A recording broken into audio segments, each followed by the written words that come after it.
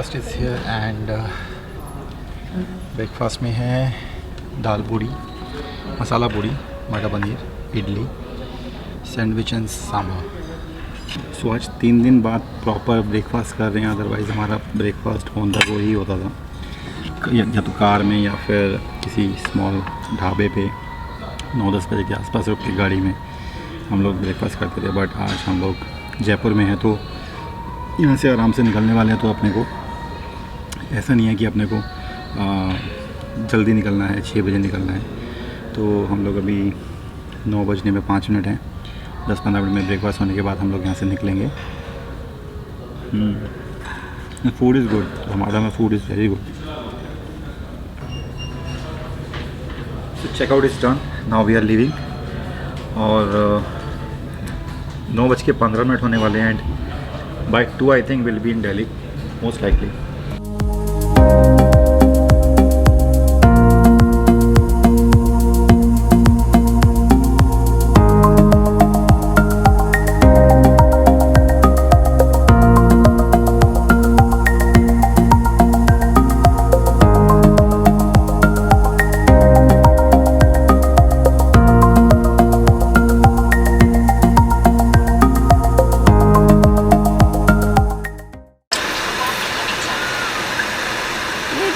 हवा महल।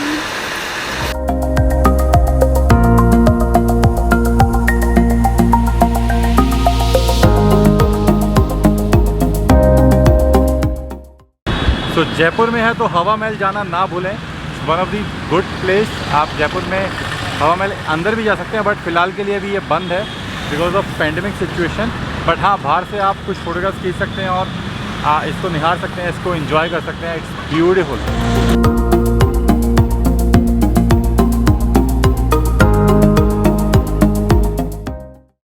ये है जयपुर का जल महल, फेमस जल महल। अभी पैंडेमिक सिचुएशन के कारण सारी चीज़ें क्लोज हैं, तो इसलिए हम यहाँ पे अभी रुक नहीं रहे हैं।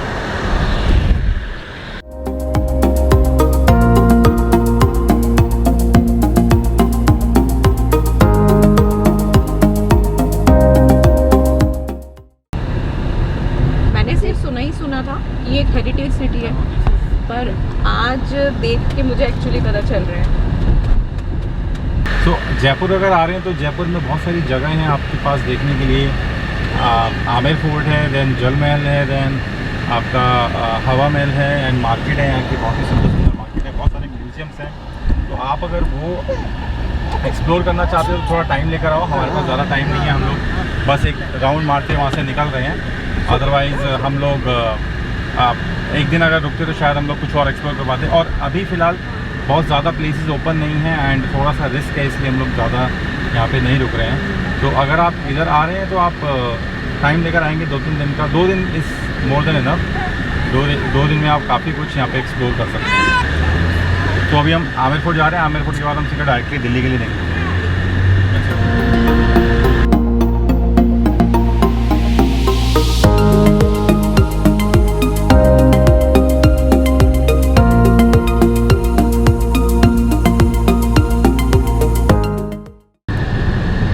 छोटे बच्चे के साथ ट्रैवल करना काफ़ी चैलेंजिंग लगता है, ख़ास तौर से जब आपके आसपास के सारे लोग आपको ये एडवाइस कर रहे हो कि इतने छोटे बच्चे के साथ ट्रैवल मत करो, परेशान हो जाओगे।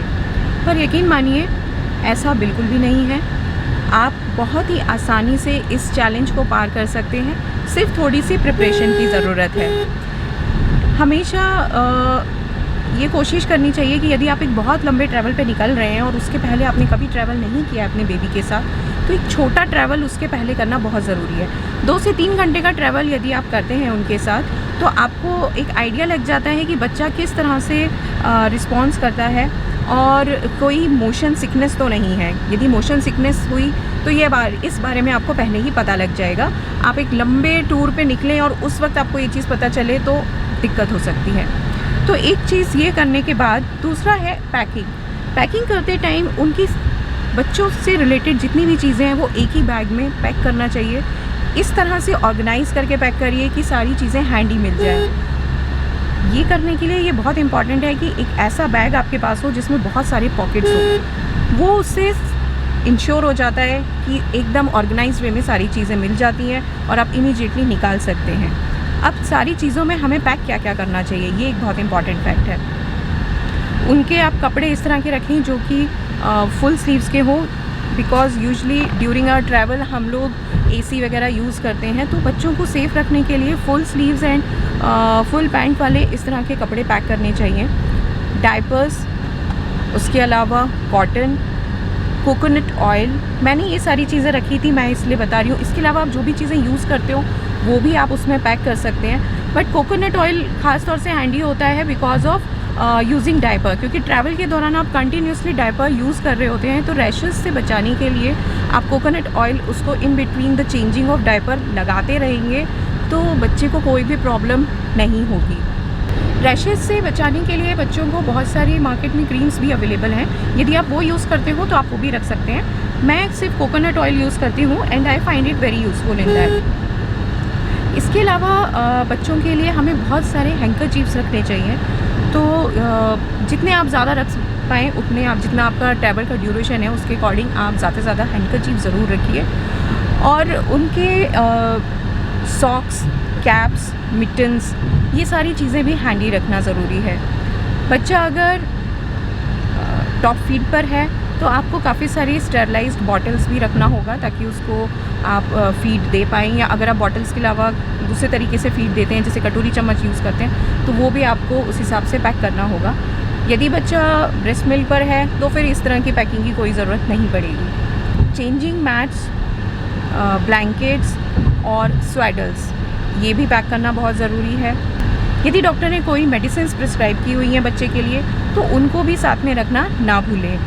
कभी बच्चे को वॉमिट ना हो या लूज़ मोशंस ना हो, उस तरह की भी मेडिसिन डॉक्टर प्रिस्क्राइब करते हैं तो वो भी आप पूछ के अपने साथ रख सकते हैं। बच्चे को फीड कराने के बारे में एक चीज़ जो मैंने नोटिस की, मूविंग कार में बच्चा फीड ठीक से नहीं कर पाता है और फिर वो बार बार भूखा हो जाता है एंड क्रैंकी हो जाता है, इरिटेट हो जाता है। तो इट्स बेटर कि आप स्टॉप लें बीच में और आराम से शांति से बच्चे को फीड कराएं और फिर देन मूव ऑन करें। इससे आपका बहुत सारा टाइम भी बचेगा एंड बच्चा भी हैप्पी रहेगा। बेबी आराम से कार में सो जाते हैं, उनको मज़ा आता है, झूला मिलता रहता है, तो वो एक बार उसका पेट भर गया तो आराम से बेबी सो जाएगा। मॉमीज़ के लिए बहुत इंपॉर्टेंट पॉइंट है वाइल ट्रैवलिंग, वो ये है कि अपने खाने पीने का ध्यान बहुत रखना ज़रूरी है। तो अपने साथ पूरा खाना पैक करके रखिए, अच्छे से खाते पीते रहिए, पानी बहुत सारा पीजिए, हाइड्रेट रहना है, क्योंकि ट्रैवलिंग में यूजुअली इट हैपन्स कि हम डिहाइड्रेट हो जाते हैं, थोड़ा कम पानी पीते हैं या थोड़ा कम खाते हैं। बट यदि आप ऐसा करेंगे तो फिर बच्चा भी क्रैंकी होगा, वो उस पर भी अफेक्ट आएगा। कैसे? Because of your breast milk, वो चेंज हो जाता है मिल्क सप्लाई। तो अपने खाने का और पीने का यदि आप ध्यान रखेंगे तो आपको ट्रैवलिंग में बिल्कुल कोई दिक्कत नहीं होगी। पैंडेमिक सिचुएशन में हम नहीं चाहते थे कि हम बाहर का कुछ भी खाएं पिए, इसीलिए हमने अपने साथ बहुत सारा खाना पीना एवरीथिंग पैक किया। आप लोग ड्राई नट्स वगैरह भून के रख सकते हैं, पूरीज़ ये काफ़ी दिन तक चल जाती हैं, वो आप पैक कर सकते हैं, पूरी और अचार, इस तरह की चीज़ें पैक करके रखिए। और रास्ते से फ्रूट्स वगैरह तो अवेलेबल होते ही हैं, तो वो सब खाते पीते रहिए एंड अपना ध्यान रखिए, तो you will enjoy travel a lot. तो हम पिंक सिटी जयपुर से निकल चुके हैं अभी और दिल्ली की ओर हमने प्रस्थान कर लिया है। दिल्ली अभी यहाँ से 250 किलोमीटर लगभग दूर है, तो रास्ते में जहाँ भी हम स्टॉप ओवर लेंगे तो will connect with you. Jaipur की चाट पकौड़ी बहुत फेमस है, यहाँ के गोलगप्पे तो पूरी दुनिया में फेमस हैं। आप यहाँ पर आएँ तो इन्हें ज़रूर ट्राई कीजिएगा।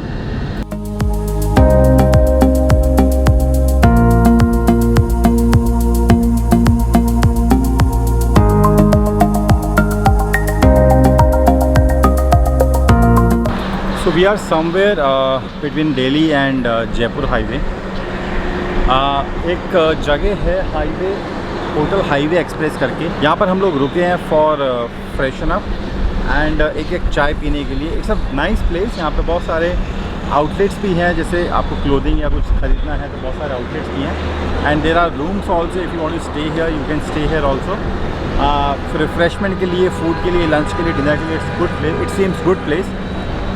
चाय देखते हैं, यहाँ पे चाय ठेला करके कुछ तो है, वहाँ से हम चाय पीने वाले हैं एंड यहाँ से तकरीबन अपने को 1 से 1.5 घंटा और लगने वाला है, मैक्सिमम 2 घंटा दिल्ली हमारे घर पर पहुँचने के लिए।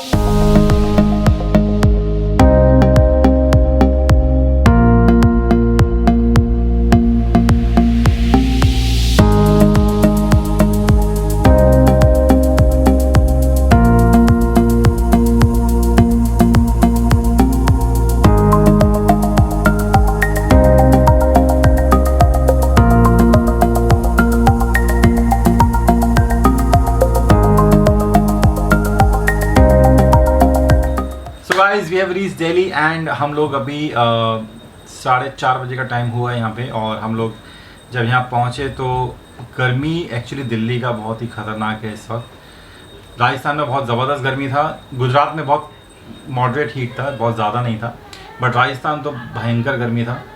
और दिल्ली तो आतंक मचा हुआ है यहाँ पे गर्मी का, क्योंकि यहाँ पे बहुत टाइम से बारिश नहीं हुई है। और पूरे इंडिया में बारिश हो रही है, हिमाचल में बारिश हो रही है, उत्तराखंड में बारिश हो रही है, बट दिल्ली में बारिश नहीं हो रही है। तो लेट्स सी आगे आने वाले टाइम में कितने दिन में बारिश होती है। But Delhi is very very hot right now.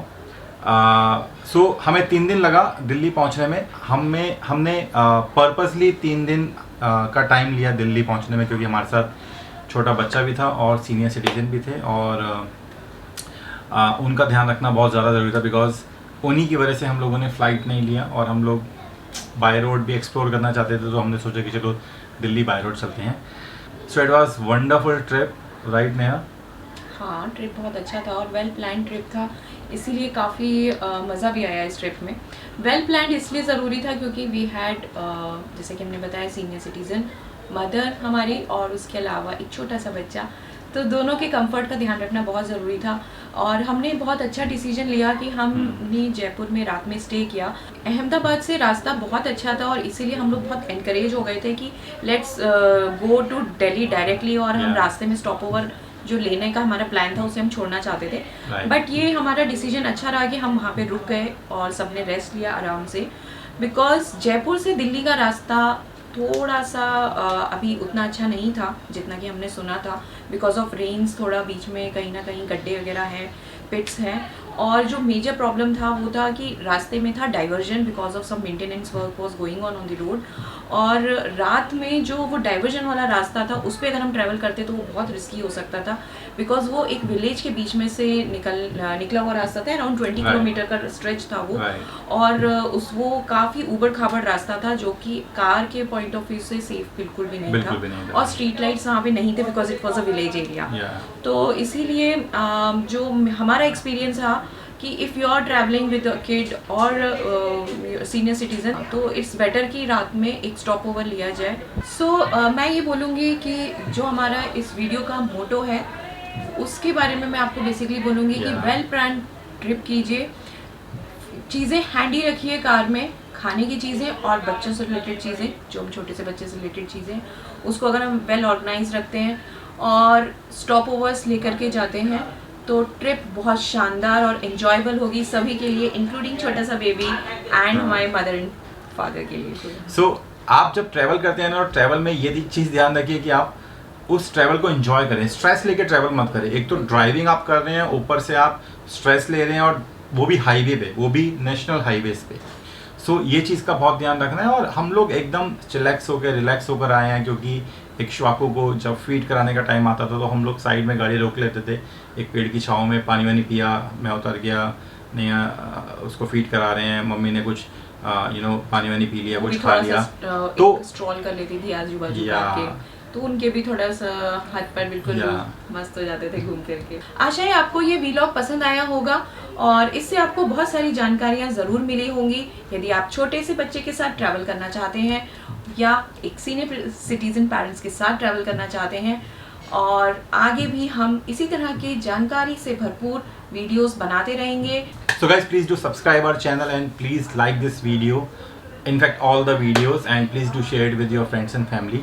Please do comment on our videos and बताइए हमें कि अगर आपको कुछ और improvisation चाहिए हमारे videos में, या if you want something else to be added in our videos, definitely we'll add.